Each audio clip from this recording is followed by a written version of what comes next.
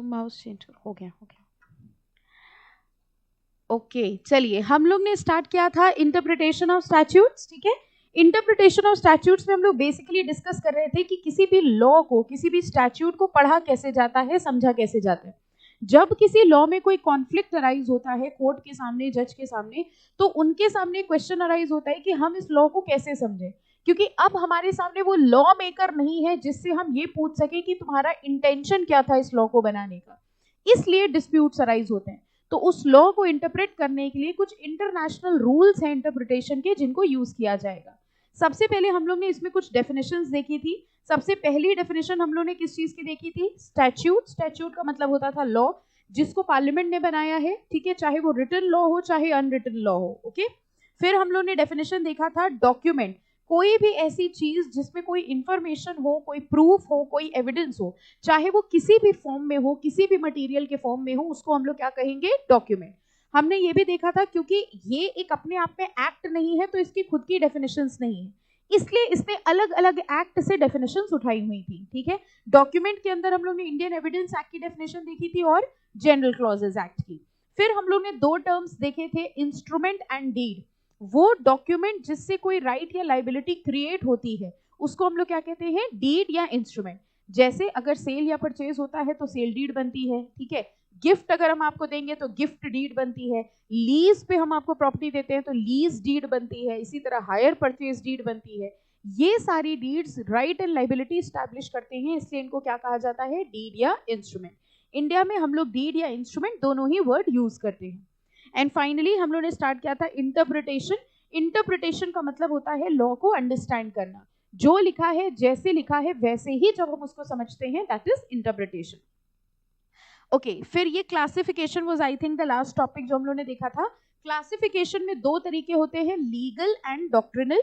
Legal में एक authentic तरीका होता है और एक यूजुअल तरीका। ऑथेंटिक मतलब जो लॉ मेकर है हमने उससे ही समझ लिया कि एक्चुअल मीनिंग क्या है, एंड यूजुअल तरीका होता है जब हमने उसका मीनिंग किसी और सोर्स से या किसी और लॉ से डिराइव किया, एग्जैक्टली केस लॉ से समझा, that is what is usual. और डॉक्ट्रीन्स के हिसाब से एक होता है ग्रामेटिकल मीनिंग और एक होता है लॉजिकल। ग्रामेटिकल का मतलब जो लिखा है, जैसा लिखा है वैसा ही उसको समझ लिया, लेकिन कई बार जो लिखा है, जैसा लिखा, उसको समझने में कुछ गलत मीनिंग सामने आती है तो हम उसमें लगाते हैं अपना लॉजिक। ओके, तो एक होता है ग्रामेटिकल और एक होता है लॉजिकल। यहां तक हम लोग ने कर लिया था। Now we have to start from legal, है ना? अच्छा, ये वही है, देखो अब देखो इसी का ही ये डिस्क्रिप्शन है, ठीक है, जो हम लोगों ने ऊपर पढ़ा था ये उसी का डिस्क्रिप्शन है। लीगल का मतलब क्या हुआ, ठीक है, उसके बाद डॉक्ट्रिनल का मतलब क्या हुआ। डॉक्ट्रिनल में दो थे, ग्रामेटिकल एंड लॉजिकल। तो अगर आपने ये चार्ट कर लिया है ना तो फिर ये थ्योरेटिकल मैटर पढ़ने की रिक्वायरमेंट नहीं है, वही चीज लिखी हुई है, इस चार्ट से कर लेना सफिशिएंट है। और बीच बीच में जैसे ये दिए है ना, अकॉर्डिंग टू स्विट्जरलैंड, मतलब ये अलग अलग लोगों का है, इनको भी पढ़ने की रिक्वायरमेंट नहीं है, ये सब हटा सकते हो, ठीक है। सिर्फ सिंपल रीडिंग करनी हो तो कर लेना, अदरवाइज ये बता रहे हैं कि अलग अलग जो ज्यूरिस्ट हैं या लॉ मेकर हैं उन्होंने क्या कहा हुआ है। ओके, एक बार रीड करना और फिर छोड़ देना, याद मत करना। अब यहां से हम लोग स्टार्ट करते हैं कंस्ट्रक्शन। Very very important. देखो एक वर्ड हम लोगों ने सीखा इंटरप्रिटेशन और एक वर्ड होता है कंस्ट्रक्शन। इंटरप्रिटेशन का मतलब होता है क्या लिखा है और कंस्ट्रक्शन का मतलब होता है क्यों लिखा है, ठीक है। हम लोग जब लॉ पढ़ते हैं तो फर्स्ट इंस्टेंस में हम लोग ये देखते हैं क्या लिखा है, लेकिन जो लिखा है कई बार उससे हमें कुछ अलग बात समझ में आती, कोई नेगेटिव बात समझ में आती, तो हम उसके पीछे जाने की कोशिश करते हैं कि इस लॉ को लिखने का ऑब्जेक्टिव क्या होगा, पर्पस क्या होगा। ये जब हमने उसमें थोड़ा सा लॉजिक लगा दिया, कंक्लूजन ड्रॉ करने की कोशिश करी, तो हमने क्या कर लिया? कंस्ट्रक्शन। यानी नॉर्मली हम लोग सबसे पहले इंटरप्रिटेशन करते हैं, ठीक है। अगर इंटरप्रिटेशन से ही सीधी सीधी बात समझ में आ गई तो कोई दिक्कत नहीं है, लेकिन जब इंटरप्रिटेशन से सीधी बात समझ में नहीं आती है तो फिर हम उसका क्या करते हैं? Construction. And this is the difference between interpretation and construction. देखो, construction as applied to a written statute और document means to determine from its known elements its true meaning. हम उसका ट्रू मीनिंग ढूंढने की कोशिश कर रहे हैं, या फिर intention of it's framers. Framer कौन हो गए? Law maker. उनका इंटेंशन क्या था इस लॉ को बनाने का। एक एग्जाम्पल हम अभी आपको देंगे, ऑल्दो ये एग्जाम्पल आगे एक रूल का है, लेकिन यहीं पे समझ लेंगे ताकि इसका मीनिंग क्लियर हो जाए, ठीक है। अच्छा, एग्जाम्पल ऐसा है कि मान लीजिए एक बार एक लड़का था, ठीक है, वो क्या करता था, वो अपनी घर के डोर पे चला जाता था, ठीक है, और डोर पे खड़े होके वो लड़कियों को छेड़ता था, ठीक है। अब एक बार क्या हुआ, एक लड़की जा रही थी और वो छिड़ गई, फिर उसने कंप्लेन कर दी, ठीक है। जब उसने कंप्लेन कर दी तो ये बोला गया कि हाँ भाई बात तो गलत है, दरवाजे पे खड़े रह के आप छेड़ रहे हो, सीटी बजा रहे हो, तो ये गलत बात है, छेड़ना अलाउड नहीं है। इस पे लॉ बना दिया गया, ठीक है, और लॉ में ये लिखा गया कि कोई भी पर्सन अपने दरवाजे पे खड़े होके सीटी बजा के किसी भी लड़की को नहीं छेड़ेगा, ठीक, लॉ में सीधा सीधा लिख दिया गया। अगले दिन वो लड़का फिर निकला, इस बार वो अपनी बैल्कनी में चला गया और बैल्कनी में खड़े होके सीटी बजा के लड़की को छेड़ने लग गया, ठीक है। लड़की फिर छिड़ गई। अब जब लड़की छिड़ गई, उसने कंप्लेन किया, तो लड़के ने कहा हमने कोई इलीगल काम थोड़ी ना किया है। लॉ में क्या लिखा है, लॉ में ये लिखा था कि कोई भी पर्सन अपने दरवाजे पे खड़े रह के सीटी बजा के नहीं छेड़ेगा, और लॉ तो कहता है जो लिखा है, जैसा लिखा है वही सही है। हम कहाँ दरवाजे पे खड़े रह के छेड़ रहे हैं, हम तो बैल्कनी में खड़े होके छेड़ रहे हैं। अब बताओ जज इसका क्या इंटरप्रिटेशन निकालेगा, लॉ में जो लिखा है एज इट इज उसका इंटरप्रिटेशन करेगा, या उसके पीछे जाके मीनिंग ढूंढने की कोशिश करेगा कि ऐसे लॉ को बनाने का ऑब्जेक्टिव क्या था। पहले तो ये समझो, अगर उस लड़के की बात सोचे तो बोल तो वो बिल्कुल सही रहा है, लॉ में जो लिखा है वो सही लिखा है, चाहे वो गलत ही क्यों ना लिखा हो। अगर लॉ में लिखा है कि आप डोर पे खड़े रह के नहीं छेड़ सकते, तो बस हम डोर पे खड़े रह के नहीं छेड़ेंगे, कहीं और जाके कुछ भी कर सकते हैं, ठीक है। तो उस हिसाब से जो लिखा है वो बिल्कुल सही लिखा है। लेकिन जब जज के सामने ये केस आया तो जज ने कहा कि अगर हम इसका सीधा सीधा इंटरप्रिटेशन करेंगे तो गलत मीनिंग समझ में आ रहा है। इस लॉ को बनाने का ऑब्जेक्टिव ये था कि कोई भी पर्सन किसी भी लड़की को कहीं ना छेड़े। This was the intention of the legislature, although उसने वर्ड्स ऐसे यूज कर लिए जिससे मीनिंग क्लियर नहीं हो रहा था। ऐसे सिनेरियो में कोर्ट क्या डिसीजन देगा कि डोर का मतलब ये नहीं है कि डोर ही, डोर का मतलब ये है कोई भी कहीं भी रह के नहीं छेड़ेगा। बताओ इस केस में कोर्ट ने इंटरप्रिटेशन किया कि कंस्ट्रक्शन किया? कंस्ट्रक्शन किया। डिफरेंस समझ में आ गया? इंटरप्रिटेशन अगर वो करता तो उसका मतलब ये होता कि भैया डोर पे खड़े रह के नहीं छेड़ सकते, दरवाजे पे नहीं छेड़ सकते। इंटरप्रिटेशन मतलब जो लिखा है जैसे लिखा है एज इट इज उसको समझना। लेकिन जब हम उसका कंस्ट्रक्शन करते हैं, अगर हमने इंटरप्रिटेशन किया, हमने कहा भाई इंटरप्रिटेशन से तो पर्पस ही नहीं सॉल्व हो रहा है, तो हम ये देखेंगे कि वो लिखना क्या चाह रहा था, उसने ऐसा क्यों लिखा, what was the reason for making this law. जब हम इस लेवल पर गए, इसका मतलब अब हम उसका क्या कर रहे हैं, construction. So these are the difference between interpretation and construction. Clear है मीनिंग? ठीक है। कंस्ट्रक्शन में हम लोग देखते हैं इंटेंशन ऑफ इट्स फ्रेमर।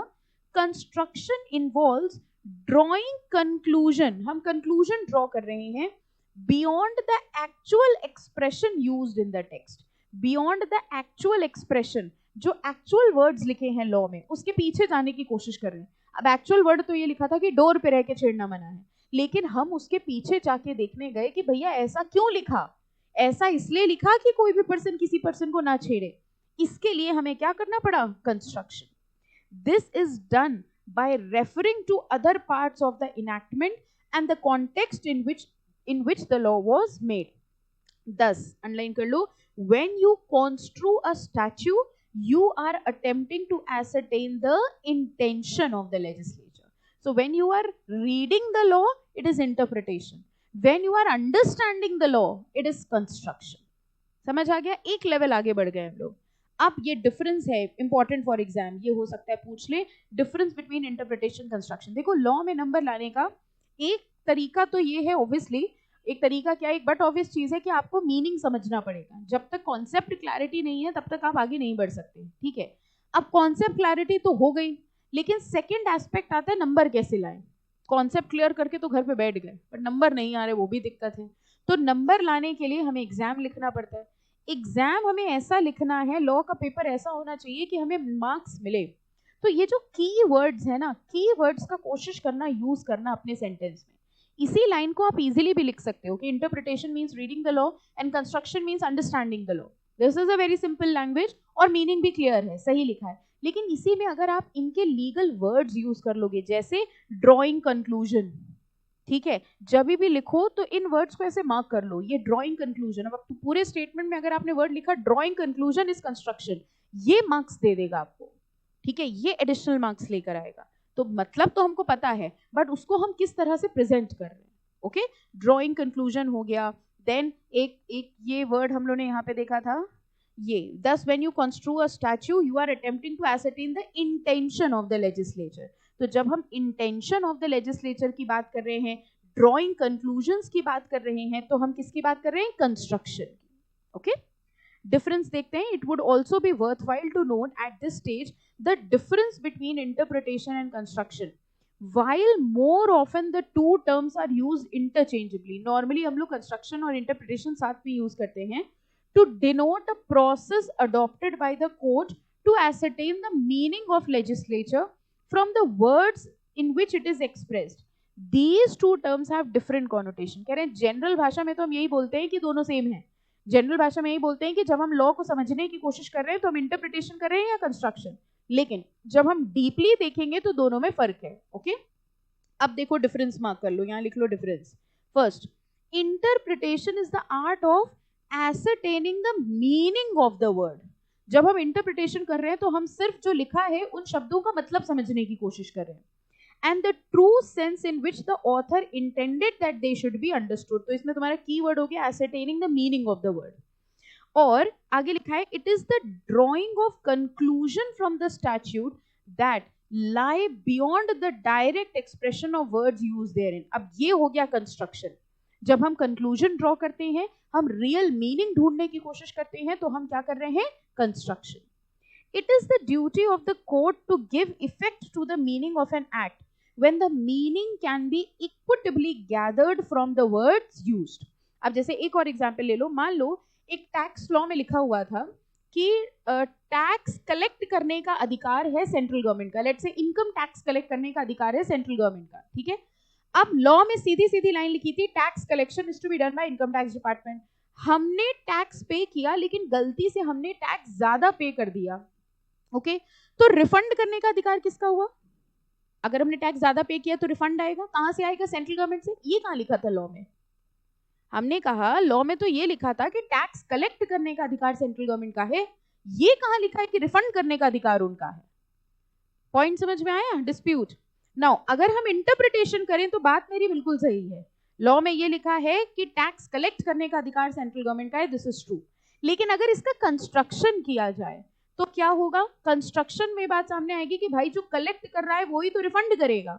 तो ये हम उसके मीनिंग के बियॉन्ड गए, हमने पीछे देखा, हमने कंक्लूजन ट्राई किया कि उनका मतलब ये था कि जो कलेक्ट कर रहा है वही रिफंड भी करेगा, इसलिए जरूरी नहीं है कि ये लाइन वहां लिखी हो। तो जब फर्स्ट एस्पेक्ट में हमने सिर्फ रीड किया दैट वाज इंटरप्रिटेशन, जब हमने कंक्लूजन ड्रॉ किया देन दैट वाज कंस्ट्रक्शन। ठीक है, 2 एग्जांपल दे दिया, आई थिंक सफिशिएंट है। ओके, नेक्स्ट कह रहे हैं 10 where the court adheres to the plain meaning of the language used by the legislature. अगर हम सिंपली लॉ की प्लेन मीनिंग को समझ रहे हैं तो वो क्या होगा? Interpretation. But where the meaning is not plain, अगर मीनिंग साफ साफ नहीं लिखी हुई है, the court has to decide whether the wording was meant to cover the situation before the court। क्या हमें ये भी देखना पड़ेगा कि what was the situation before, क्यों बनाया गया ये लॉ, और जैसे ही हम पहुंच गए कि क्यों बनाया गया, हमने क्या करना शुरू कर दिया? Construction. Here the court would be resorting to construction. Conclusions drawn by means of construction are within the spirit though not necessarily within the letter of law। ये जो आप कंस्ट्रक्शन कर रहे हो वो एक्चुअली एज पर लॉ नहीं है क्योंकि लिखा नहीं है, लेकिन हाँ अगर एक लॉजिकल मीनिंग हमें अंडरस्टैंड करना है तो हमें कंस्ट्रक्शन करना पड़ेगा। ठीक है, फाइन। तो मैक्सिमम यही डिफरेंस आ सकता है इंटरप्रिटेशन और कंस्ट्रक्शन के बीच में।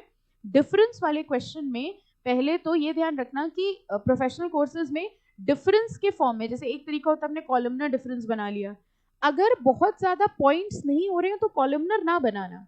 अब जैसे इसमें बहुत ज्यादा डिफरेंस थोड़ी ना हो रहे हैं तो कॉलमनर बना के हम क्यों एग्जामिनर को शो करें कि डिफरेंस बन ही नहीं रहे हैं, तो इसमें वेयर एज करके लिख देना। जैसे point number 1 interpretation means this, whereas construction means this.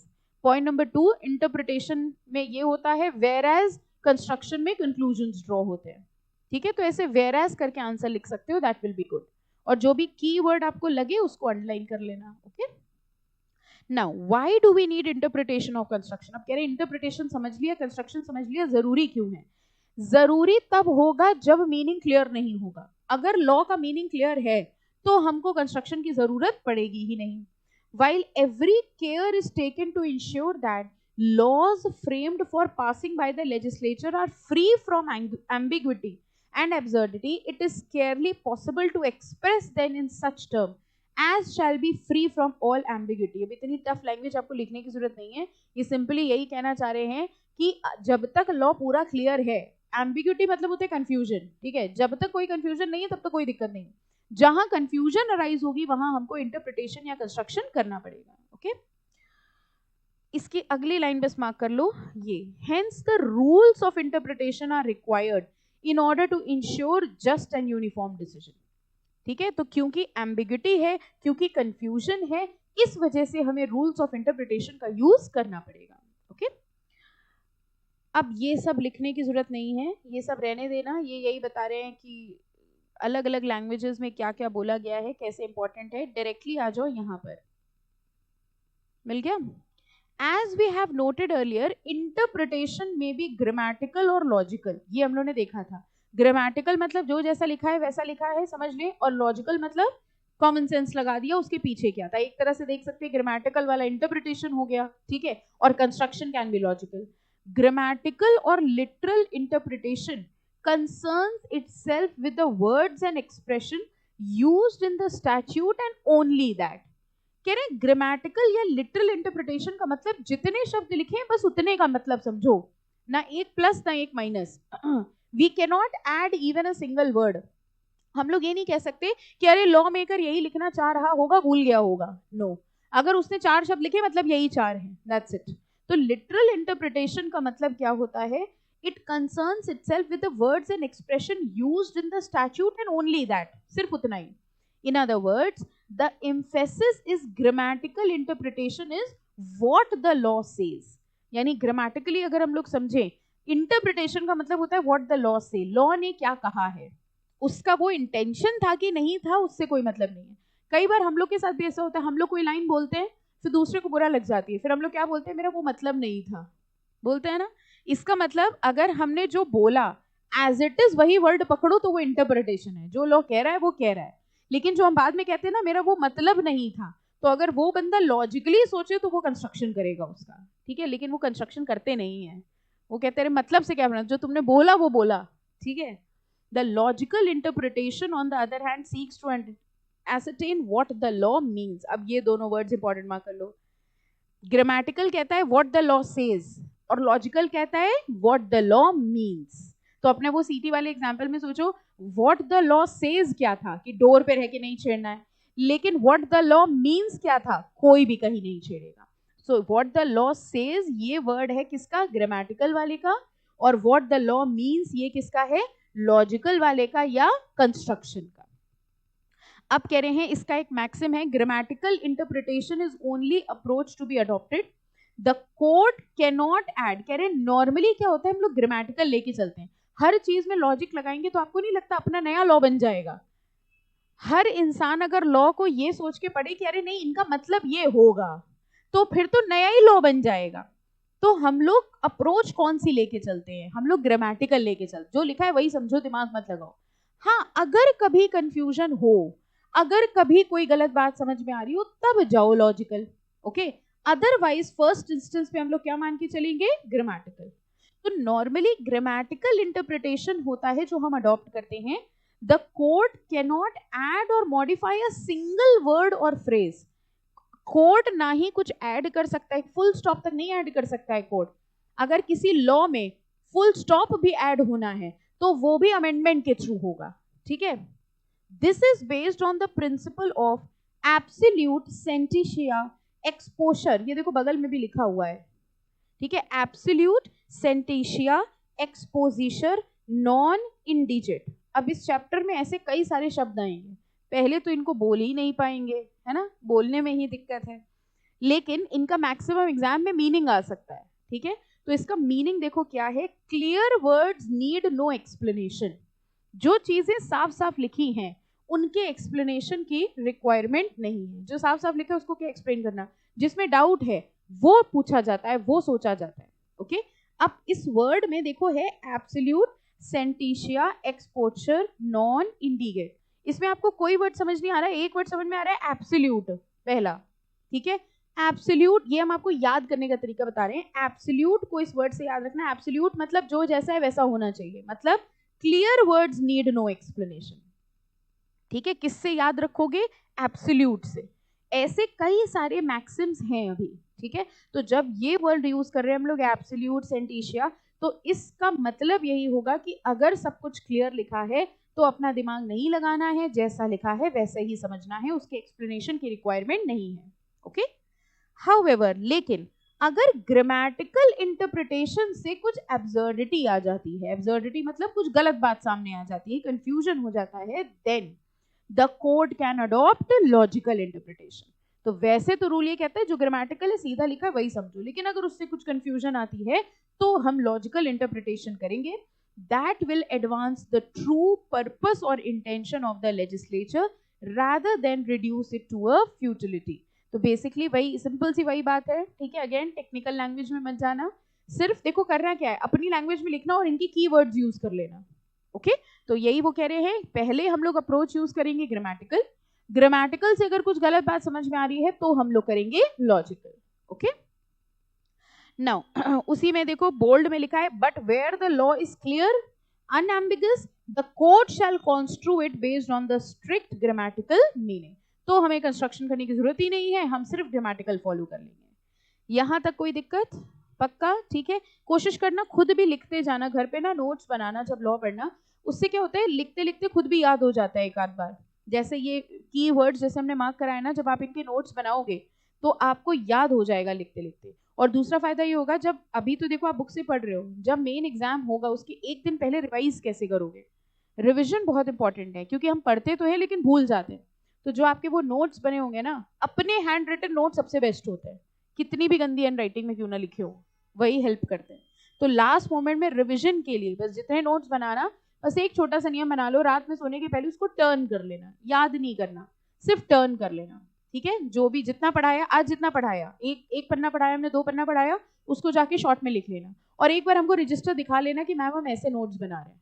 ठीक है, स्पेशली जो की वर्ड्स हैं, ठीक है, जो केस लॉज आएंगे या जो सेक्शन होगा, इन सबको जरूर लिखना। और डेली बेसिस में सुबह उठ के या रात में जो भी आपको पढ़ने का पैटर्न हो, बस एक बार सोने के पहले उसको टर्न कर लेना, फिर सो जाना। बस धीरे धीरे एग्जाम आते आते ये सारी चीजें एकदम आपके एकदम दिमाग में सेट हो जाएंगी।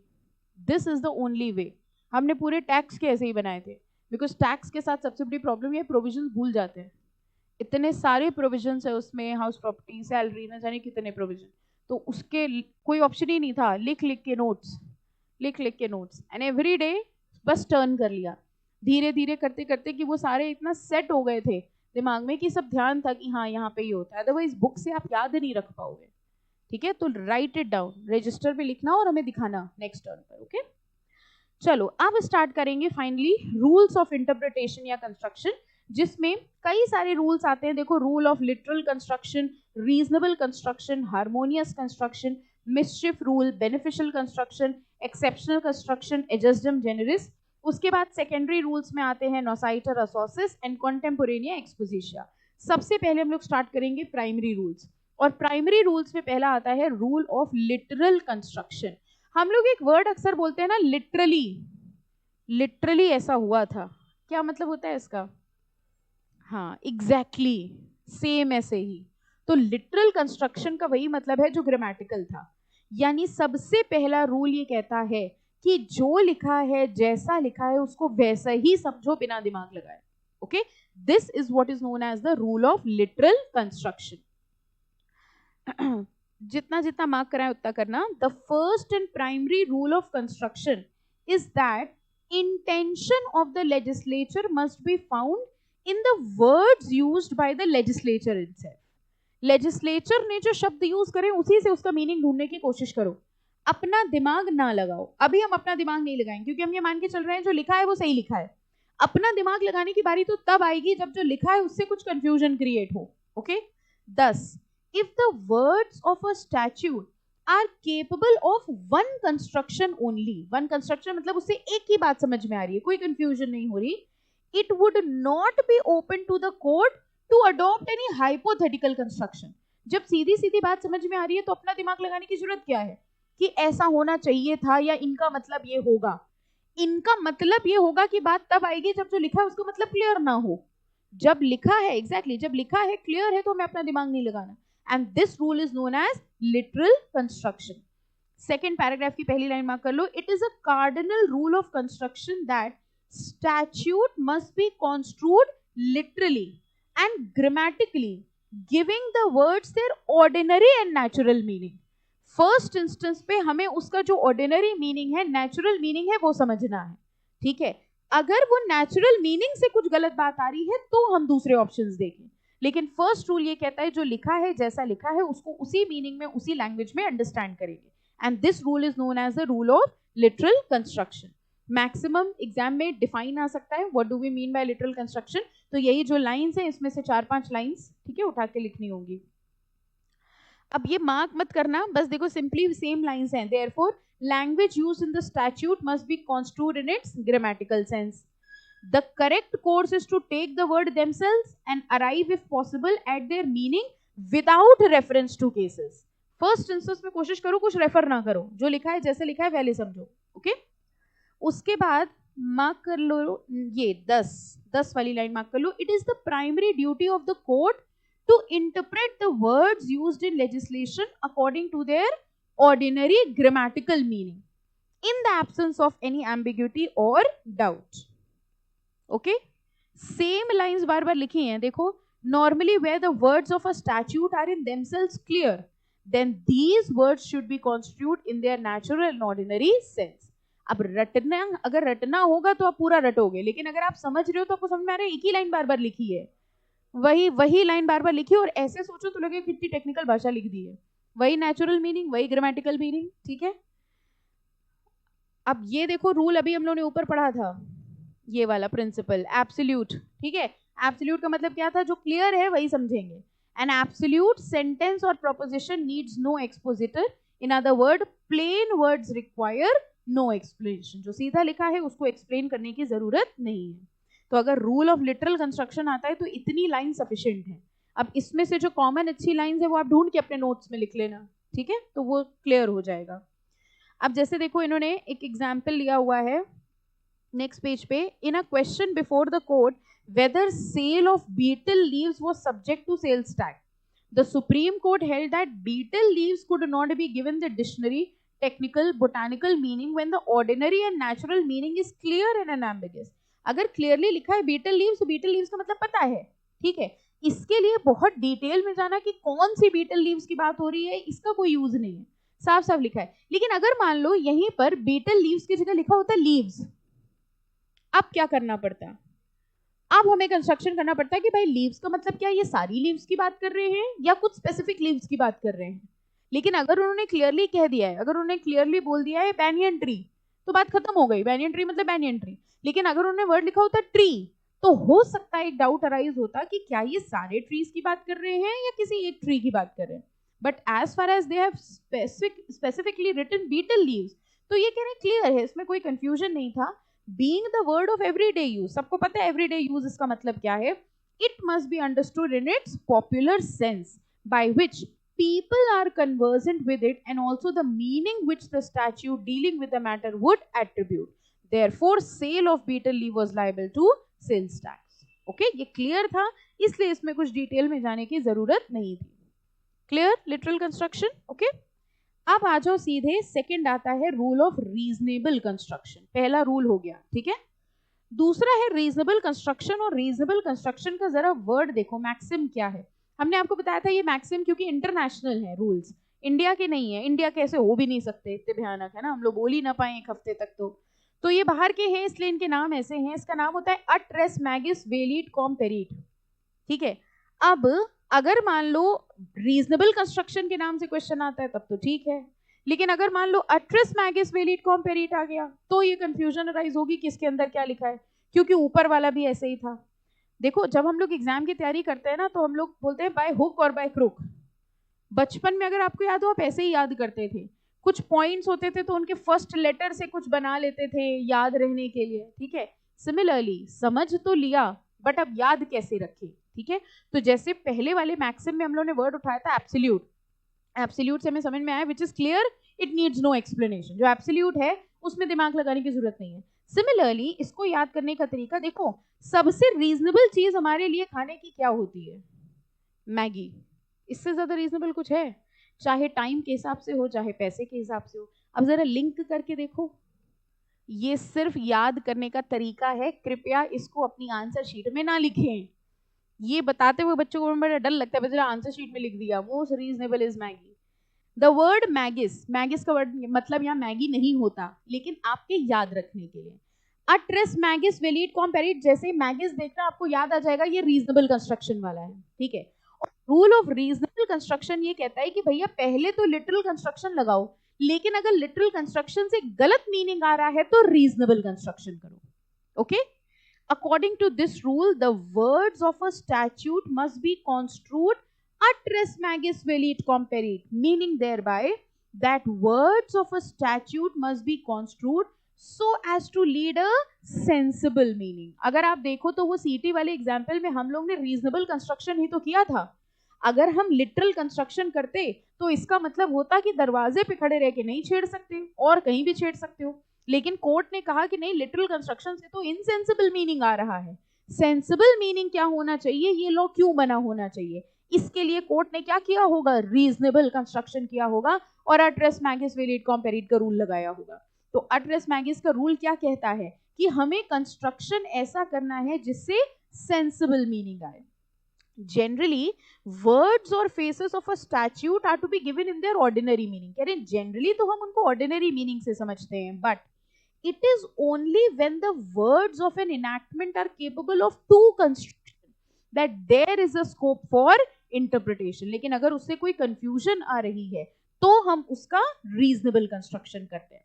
Then that interpretation which furthers the object can be preferred. Further जो ऑब्जेक्ट मतलब जिससे हमारा पर्पस सॉल्व हो रहा है वो कंस्ट्रक्शन लिया जाएगा, ओके। इसमें एक ये लास्ट पैराग्राफ मार्क कर सकते हो, thus if the court finds that giving a plain meaning to the word will not be a fair or reasonable construction, it becomes the duty of the court to depart from the dictionary meaning and adopt the construction. अच्छा एक बात बताइए, dictionary use करिए बचपन में कि Google के युग में पैदा हुए हो, डिक्शनरी करिए। जैसे हम लोग कभी डिक्शनरी में जब मीनिंग ढूंढते हैं किसी वर्ड का, तो बताओ डिक्शनरी में उस वर्ड का जो पहला मीनिंग होता है वो उठाते हो या आपके सेंटेंस में जो फिट होता है वो उठाते हो? पहला नहीं उठाते हम लोग। अगर हम लोग लिटरल कंस्ट्रक्शन करते ना तो हम लोग पहला उठा लेते, लेकिन हम लोग ये कहते हैं कि नहीं, जैसे फॉर एग्जाम्पल प्लांट, प्लांट के दो मीनिंग हो सकते हैं, एक तो पेड़ और एक प्लांट एंड मशीनरी। अब आपने कहा कि भाई मेरी फैक्ट्री में प्लांट एंड मशीनरी है, तो एक क्वेश्चन ये राइज हुआ, व्हाट इज दिस प्लांट? तो आपने कहा डिक्शनरी में देखो प्लांट में लिखा था पौधा, तो आपने कहा अच्छा मेरी फैक्ट्री में पौधे लगे हैं।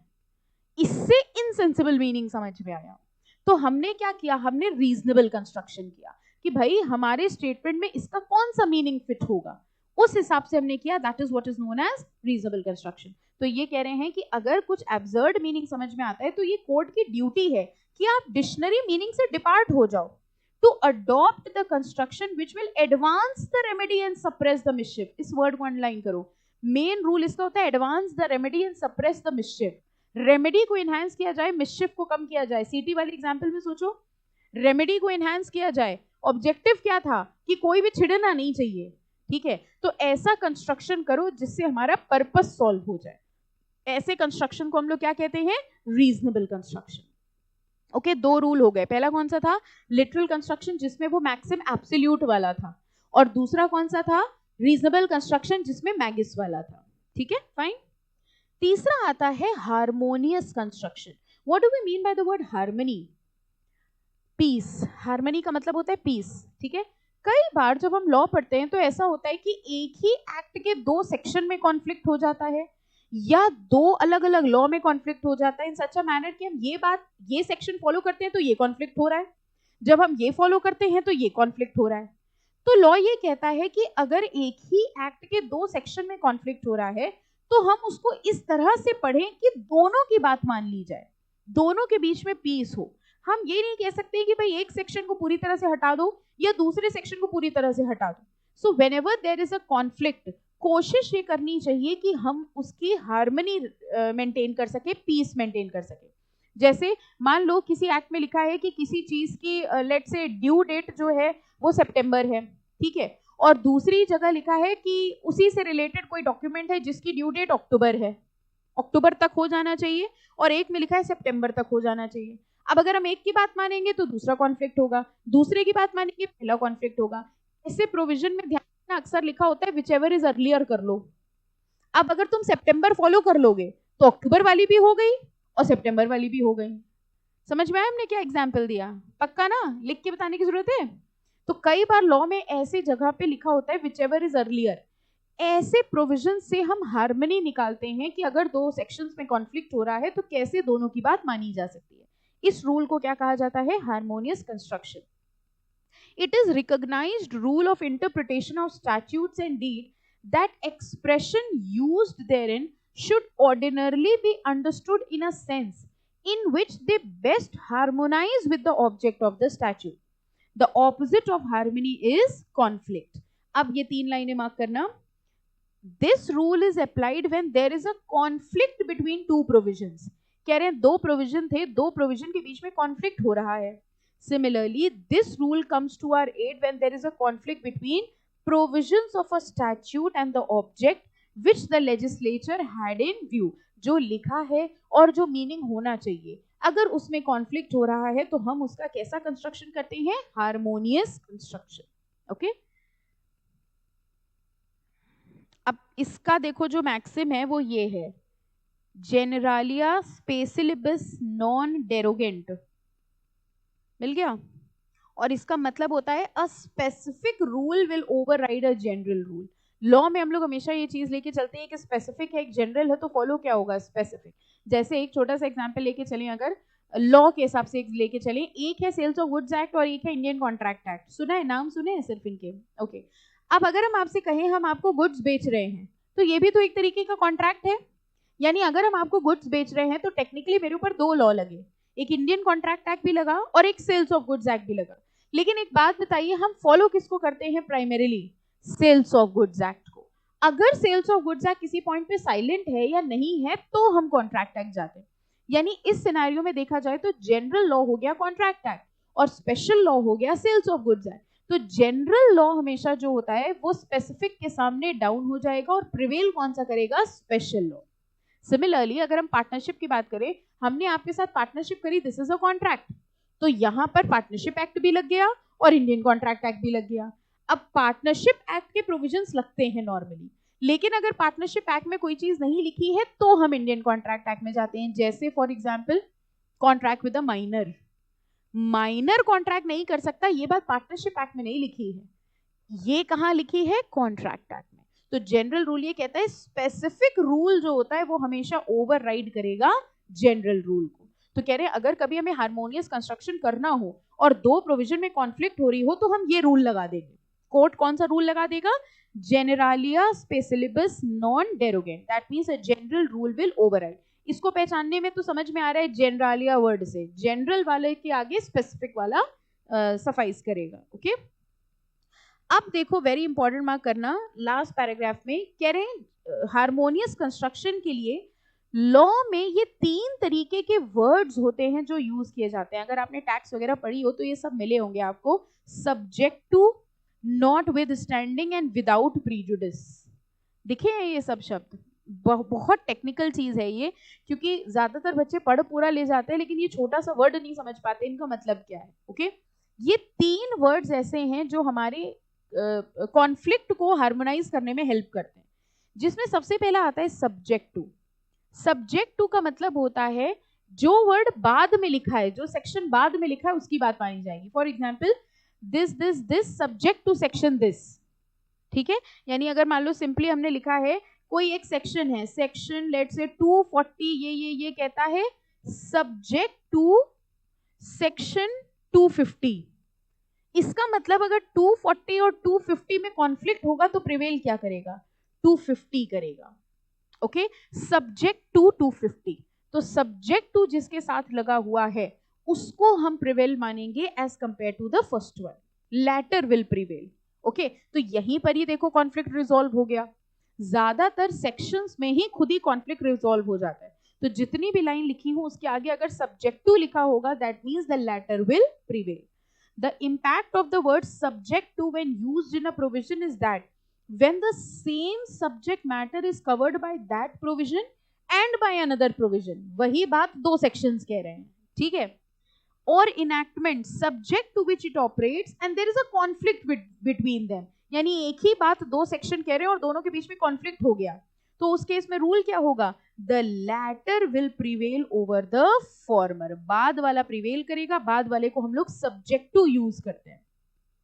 एग्जाम्पल देखो इसका दिया हुआ है सेक्शन 13, नेक्स्ट पेज पे देखो लिखा है section 13 subsection 2 of the companies act कहता है any change in the name of a company shall be subject to provisions of subsection 2 and 3 of section 4। अब इसका मतलब समझो क्या हुआ, कह रहे any change in the name of company, company का नाम चेंज किया जा सकता है subject to provisions of subsection 2 and subsection 3 of section 4, यानी आप अपनी कंपनी का नाम चेंज कर सकते हैं लेकिन सेक्शन 4 को ध्यान में रखते हुए। अगर सेक्शन 4 ने कोई स्पेशल रिक्वायरमेंट रखी है तो पहले वो पूरी करो फिर नाम चेंज करो। तो इसमें अगर देखो तो फॉर्मर हो गया ये वाला पोर्शन, ठीक है, और सब्जेक्ट टू के बाद वाला हो गया लेटर पोर्शन, तो प्रिवेल क्या करेगा? लेटर वाला, ठीक है। तो पहला होता है सब्जेक्टिव जो इस कॉन्फ्लिक्ट को रिजॉल्व करता है। हम लोग रूल अभी थर्ड वाला ही पढ़ रहे हैं, 3 रूल पढ़े हैं, रूल्स ऑफ कंस्ट्रक्शन पढ़ रहे हैं जिसमें हम लोग प्राइमरी रूल्स पढ़ रहे थे। पहला कौन सा था? लिटरल कंस्ट्रक्शन, ठीक है, जो कह रहा था जैसा लिखा है वैसा ही समझना है, when it is clear no explanation is required, वो एब्सोल्यूट वाला। दूसरा कौन सा था? रीजनेबल कंस्ट्रक्शन, मैगिस वाला, कि अगर लिटरल में हमें ट्रू मीनिंग नहीं समझ में आ रहा है तो हम रीजनेबल कंस्ट्रक्शन लेके चलें, सेंसिबल मीनिंग ले। और तीसरा था हार्मोनियस कंस्ट्रक्शन, कि अगर दो सेक्शन सेम बात कह रहे हैं या कॉन्फ्लिक्ट हो रहा है तो हम उनके बीच में हार्मनी लाएंगे, जिसके लिए ये कुछ वर्ड्स यूज किए जाते हैं, जिसमें से पहला कौन सा है? सब्जेक्टिव। सेकंड है नॉटविथस्टैंडिंग, इसको हम लोग नॉन ऑब्स्टिनेट क्लॉज कहते हैं। नॉटविथस्टैंडिंग मतलब जो नॉटविथस्टैंडिंग लिखा है वो ही माना जाएगा आगे कुछ भी लिखा हो, यानी आप ये कह सकते हो फॉर्मर विल प्रिवेल, ठीक है। तो अगर लिखा है notwithstanding section 43 the act says this this this, यानी सेक्शन 43 में जो लिखा है उसको हम इंपॉर्टेंस देंगे, बाकी कहीं कुछ भी लिखा हो उससे मतलब नहीं है। एग्जैक्टली, ये परफेक्ट वर्ड यूज कर लिया, जो नॉटविथस्टैंडिंग के साथ लिखा है that will override any other thing, okay. A clause that begins with the word notwithstanding anything contained is called non-obstinate clause। अब देखो, देखा जाए तो ये subject to का opposite नहीं हो गया, subject to letter वाले को importance दे रहा था और notwithstanding former वाले को, तो ये कह रहे unlike subject to clause, notwithstanding clause has the effect of making the provision prevail over others। notwithstanding वाला provision जो है वो दूसरों पे prevail करेगा, okay। When this term is used, then the clause will prevail over other provisions mentioned therein। अब इसके देखो 4 लेवल्स होते हैं नॉटविथस्टैंडिंग के। लेवल्स कैसे हम बता दे रहे, जैसे अगर पहले लिखा है notwithstanding anything contained in any other section, इसका मतलब ये जो लिखा है वो सही लिखा है, किसी और सेक्शन में कुछ भी लिखा हो इसी की बात मानेंगे, ठीक है, ये पहला हो गया। अभी इसके आगे रीड कर लेना। सेकेंड लिखा है अगर मान लो notwithstanding anything contained in a statute, मतलब इस लॉ में जो लिखा है उसको वैलिड मानेंगे, बाकी कहीं और कुछ भी लिखा हो वो नहीं माना जाएगा। This law this whole act will override, okay. तीसरा कह रहे हैं notwithstanding anything contained in specific section और सबसेक्शन और all the provisions contained in another statute, तो अगर उन्होंने लिख दिया नॉटविथस्टैंडिंग इंडियन पार्टनरशिप एक्ट, तो इसका मतलब पार्टनरशिप एक्ट में जो है वो माना जाएगा, इसको सेकेंडरी इंपॉर्टेंस मिलेगी, ठीक है। ये तीसरा हो गया, मतलब पहले वाले में हमने उसी एक्ट के सेक्शन को ओवरराइड किया, दूसरे वाले में हमने किसको ओवरराइड किया? एग्जैक्टली पूरे एक्ट को ओवरराइड किया, तीसरे वाले में दूसरे एक्ट को किसी सेक्शन को ओवरराइड किया, और फोर्थ में कह रहे हैं notwithstanding anything contained in any other law for the time being in force, पूरे के पूरे एक्ट को ओवरराइड कर लिया। ये 4 तरीके से यूज किया जाता है। This clause will override all the other laws, ठीक है। तो अगर देखो, अगर लिखा है notwithstanding anything contained in partnership act, तो सिर्फ पार्टनरशिप को इंपॉर्टेंस देंगे as compare to this act, और अगर लिखा है notwithstanding anything contained in any other law, यानी बाकी सारे लॉज को प्रायोरिटी देंगे as compare to this law. Third और फोर्थ में डिफरेंस समझ में आया ना? थर्ड में सिर्फ एक लॉ को ओवरराइड कर रहे थे और फोर्थ में सारे लॉज को ओवरराइड कर दिया। ठीक है, ये 4 तरीके से नॉटविथस्टैंडिंग यूज हो सकता है। इसको हम लोग कहते हैं, ये 4 लेवल्स पे नॉटविथस्टैंडिंग ऑपरेट होता है। ठीक है, इसी के आगे इसका इफेक्ट है और इसका एग्जाम्पल दिया है। नवंबर के पेपर में यही क्वेश्चन आया था, इसीलिए हमने सोचा बाद में बताएंगे, पहले समझ में आ जाए फिर बताएंगे। नवंबर के एग्जाम में सेम क्वेश्चन आया था, what are the 4 levels in which notwithstanding clause will prevail. यही आई वाज टेलिंग यू, इस चैप्टर में केस स्टडी बेस्ड क्वेश्चन बन ही नहीं सकता। आप देखो ना, डायरेक्ट टेस्ट में केस स्टडी क्या बनेगा? जब कोई सेक्शन नहीं है तो केस स्टडी कहां से बन जाएगी? इसलिए इस चैप्टर में डायरेक्ट क्वेश्चंस आएंगे। ठीक है, तो जितना अच्छे से आप तैयार कर लोगे कीवर्ड्स, क्योंकि इसके वर्ड्स अजीब से हैं, अब यही लैंग्वेज लिखोगे तो उनको मजा आ जाएगी कि अच्छी चीज है। वैसे तो अपनी लैंग्वेज में लिखो, समझना इसलिए जरूरी है कि मान लो वो कीवर्ड कभी भूल गए तो अपनी लैंग्वेज में लिख तो पाए। रटने में डर ये होता है भूल गए तो फिर भूल गए। ठीक है, तो समझ हम लोग ने लिया है, कीवर्ड्स उठा लेंगे, उससे हेल्प ये हो जाएगी कि नंबर उसी में, जब जहां 5 में हमें 2 नंबर मिल रहे थे वहीं 5 में 4 मिल जाएंगे। ठीक है, तो यही सेम क्वेश्चन था जो आया था and it was a direct question. Clear? देखो, अब अगर एग्जाम में क्वेश्चन आता है तो पहले तो ये समझा देना, ठीक है, और क्लॉज तो लिखना ही है, इफेक्ट तो लिखना ही है क्योंकि उसका मीनिंग समझा रहा है। अगर आपके पास टाइम हो तो एग्जाम्पल लिख देना, लेकिन मेरे हिसाब से एग्जाम्पल आपके आंसर को कॉम्प्लिकेट करेगा क्योंकि फिर ये लाइन याद करनी पड़ेगी। एग्जाम्पल का मतलब ये कोई और सेक्शन याद करो फिर। एग्जैक्टली ये याद करना डिफिकल्ट है, तो डोंट गो फॉर एग्जाम्पल। ठीक है, सिर्फ क्लॉज याद रख लो, इफेक्ट याद रख लो। ओके फाइन, तो इससे इजी हो जाएगा। और तीसरा होता है विदाउट प्रीजुडिस। विदाउट प्रीजुडिस का मतलब देखो क्या हुआ, कह रहे when certain particular provision follow general provision and when it is stated that particular provisions are without prejudice to those general provisions, the particular provision would not restrict or circumscribe the operation and generality of preceding general provision. In other words, अब mark कर लो, in other words, the particular provision shall operate in addition to and not in derogation of general provision. Simple Hindi भाषा में समझो, अगर लिखा है general provisions are to be followed, ठीक है, particular provisions are to be followed without prejudice to general provision. Without prejudice मतलब बिना उसे नुकसान पहुंचाए। तो अगर हमने आपसे कहा पर्टिकुलर प्रोविजन फॉलो होना है बिना जनरल प्रोविजन को नुकसान पहुंचाए, इसका मतलब पर्टिकुलर प्रोविजन फॉलो तो करो लेकिन इससे जनरल प्रोविजन को नलीफाई मत कर देना। That is without prejudice. Without prejudice mean बिना नुकसान पहुंचाए, तो इसका मतलब दोनों फॉलो करने हैं आपको। The particular provision shall operate in addition to and not in derogation of. Addition पे करने हैं, अगेंस्ट जाके नहीं करने, दैट इज विदाउट प्रेजुडिस। तो इन 3 शब्द से, जैसे देखो ये लिखा है ना example section 4(3), without prejudice to the provisions of subsection 2 a company shall not be registered with a name. तो कंपनी जो नेम से रजिस्टर्ड हो सकती है वो ठीक है, लेकिन उससे सबसेक्शन 2 के जो प्रोविजंस है वो हर्ट नहीं होने चाहिए। अब अगेन देखो, अब एग्जाम्पल अगर लिखने की सोचोगे तो ये याद करना पड़ेगा। याद कैसे करोगे? इन्होंने तो कॉपी पेस्ट करके लिख दिया, याद थोड़ी हो सकता है। एग्जाम्पल मत याद करिएगा। क्लियर? तो 3 रूल्स हम लोग ने कवर कर लिए हैं। लिटरल कंस्ट्रक्शन, सेकंड कौन सा था? रीजनेबल कंस्ट्रक्शन, और थर्ड कौन सा था? Harmonious construction. ठीक है, होमवर्क ये है कि आपको इसके नोट्स बनाने हैं और नेक्स्ट लेक्चर पर आप रजिस्टर लेकर आएंगे, हम रजिस्टर चेक करेंगे, ठीक है, कि आप सही बना रहे हो कि नहीं। ओके, और हेडन्स रूल हम लोग नेक्स्ट टर्न पे करेंगे। वैसे जो हमने आपको वो सीटी वाला एग्जाम्पल दिया था ना, वो एक्चुअली हेडन्स रूल ही है, मिसशिफ रूल। ठीक है, फाइन, चलो बस ये रूल्स ऑफ इंटरप्रिटेशन है, फिर एड्स ऑफ इंटरप्रिटेशन है, बस फिर चैप्टर खत्म हो जाएगा। ठीक है, छोटा सा ही है। वो बुक ले आना बेटा, हाँ, नेक्स्ट टर्न पर।